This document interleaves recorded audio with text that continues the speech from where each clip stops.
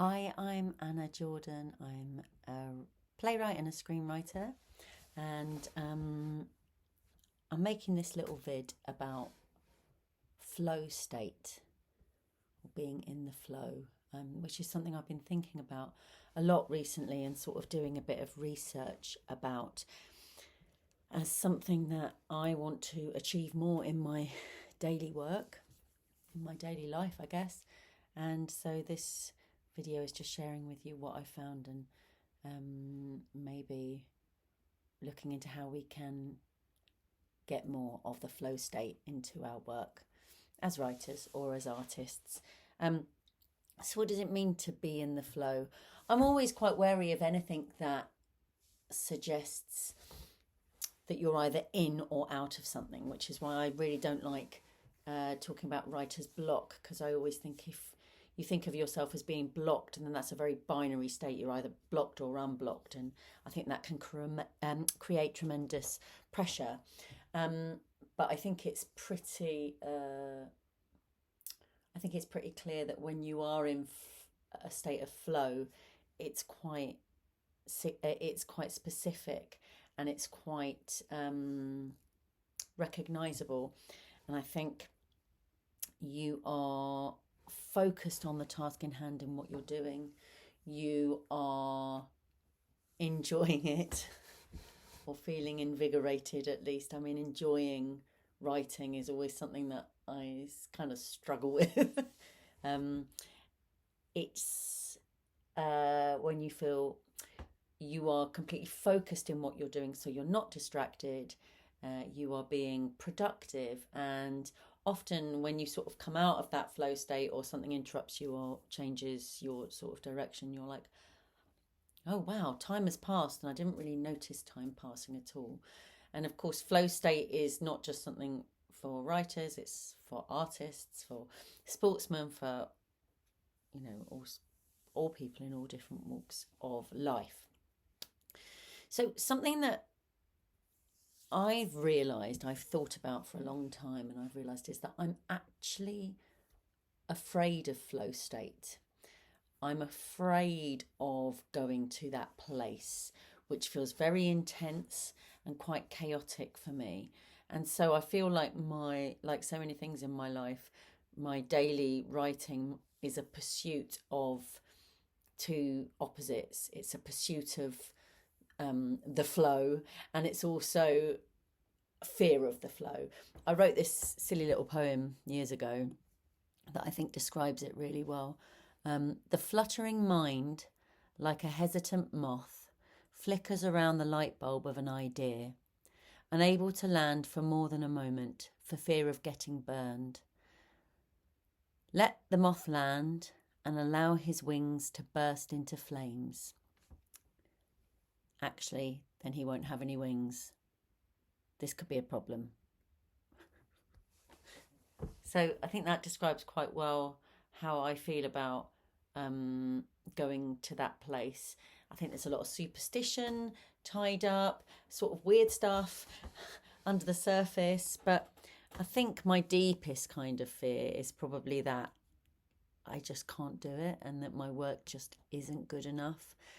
And also, I can't really explain why, but I feel there's quite a strong fear of what it's going to cost me to go there. So I have, of course, experienced like being in the flow many times before, particularly early in my writing career when, you know, I was working on what we often call vomit plays. So those plays or pieces of writing that are very much you and come from formative years and often your youth or your adolescence, and you really feel you've got something to say. And as you get older, if you're lucky enough to be doing it, to be working and earning money doing it, and I do feel very lucky to be able to do that, collaborating with other people, it becomes a much more complicated, complex process.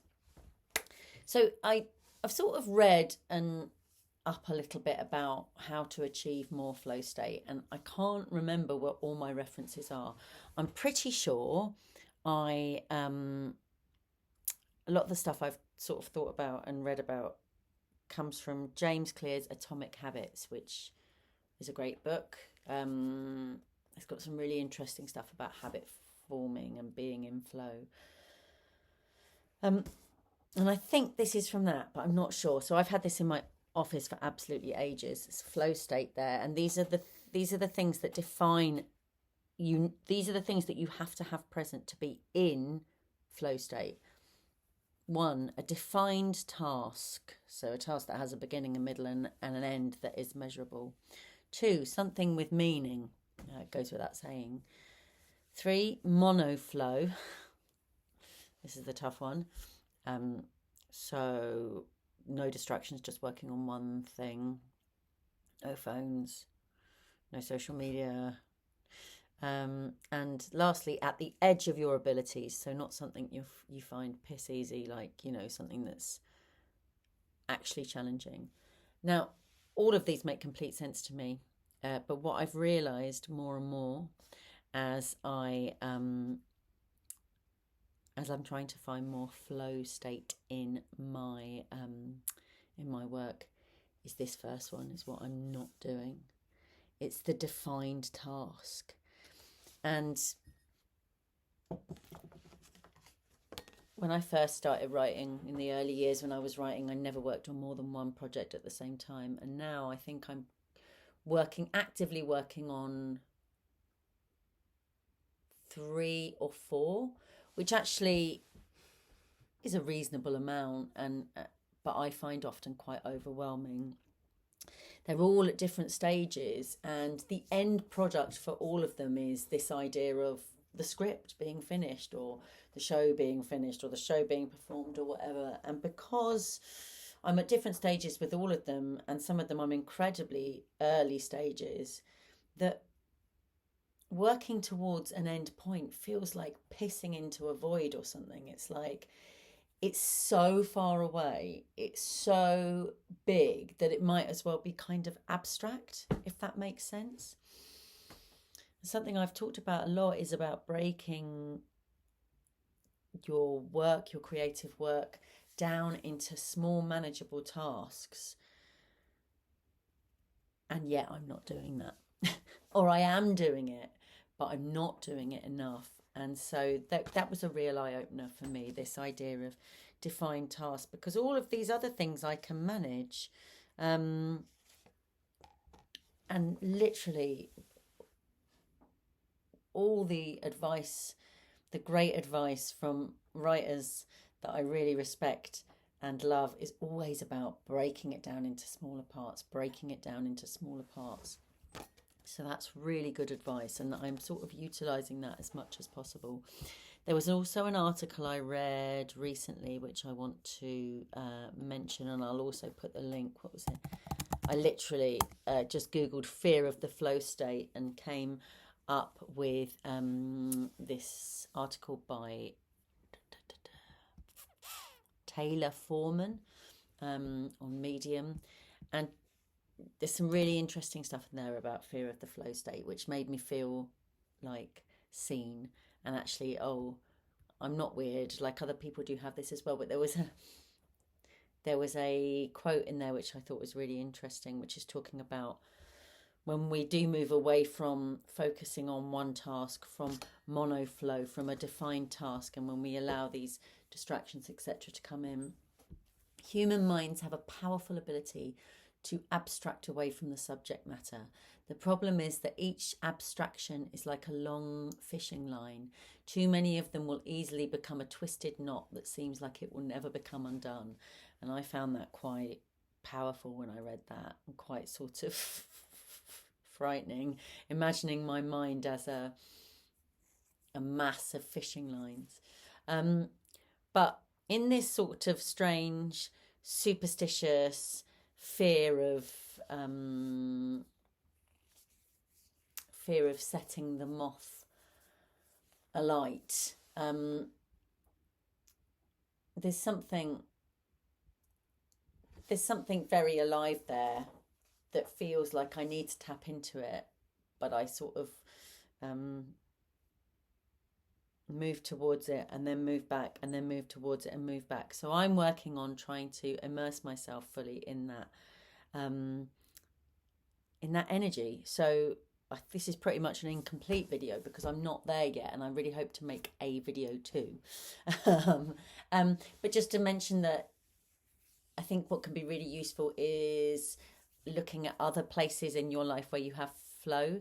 Like when I teach, often I feel that I'm in flow because the parameters of the task are such that I have to keep going, that I can't stop, that I have a really, really clear goal and a clear guide, and the parameters are there time-wise, and I find that really useful. And so I'm able to kind of clear away all the shit that I desperately want to clear away, that my brain wants to clear away, and focus on that.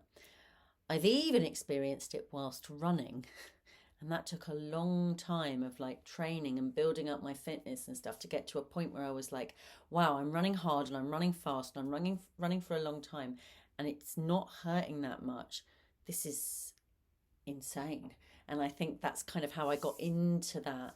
But also just to say lastly that particularly during lockdown, my son was really young, like he was a toddler. We used to do these painting projects together, and essentially what it was like we'd just get paint out and I'd make stencils and he'd like get his hands in all of it, and he just loved to do stuff with the paint, to layer, like to mix the paint or to kind of make a mess, and he'd make these incredible textures. And so I'd be sort of like swapping out these stencils from underneath and pulling these bits of paper. We used to make these mad pictures together. These are just, I mean, you can't really see, but these are little prints I got done of them. There's just big kind of explosions of colour and mess and texture. And I used to get really lost in those moments. And like my heart would beat faster, and I'd get this adrenaline rush because I could see that what he was doing I thought had real potential to like be really beautiful and really live, and so I'd be kind of facilitating that, and it was a really interesting experience. It was also terrible to have to clear up after us both being in the flow. And also in that article that I read that I quoted before, it mentioned about children being in flow state all of the time, and how it's something that we have to relearn as adults. And I thought that was really beautiful and really powerful because my son is being really quite naughty at the moment, and but usually with a smile on his face, but really super naughty. And it was useful to remind myself that he is in that flow state.